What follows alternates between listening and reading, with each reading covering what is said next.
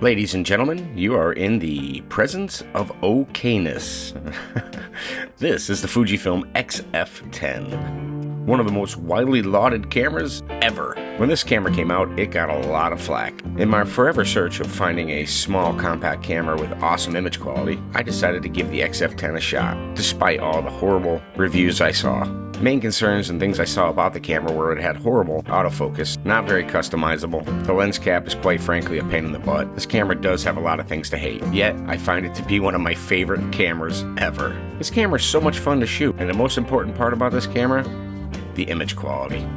I find when I carry this camera around, I just shoot. I look for the shot, I line it up, I find my best position, and I shoot. It's great. It's one of the only cameras I've ever put in P mode and just went for it. The snap focus is awesome. You have a 5 meter and a 2 meter snap focus. No focusing needed. It sets your hyperfocal distance, mash the button, and take the picture. It works awesome. The flash even works really good.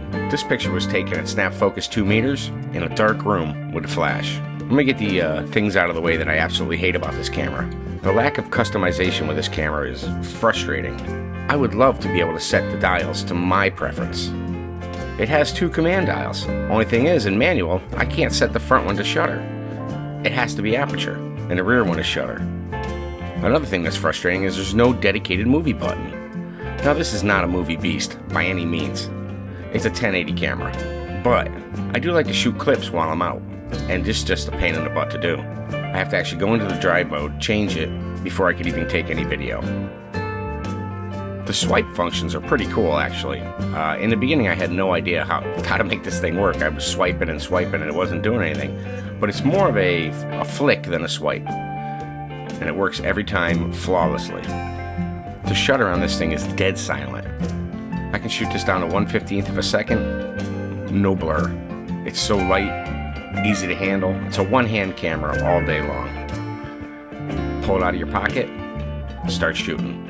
For all the things that I hate about this camera, the one thing I absolutely love is the image quality. The image quality on this camera is amazing. Is this camera better than a Ricoh GR? Well, I don't know. I've never owned a Ricoh GR, but I can tell you one thing. After buying this, I don't really see a need for me to buy a GR. This camera cost me just under $400. The Ricoh I was looking at was $800. So, you know what?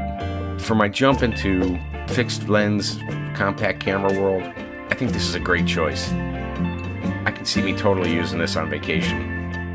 Walking around London, the Keys, any city place, even in the woods, this thing is great. Just pop it out and snap the shot.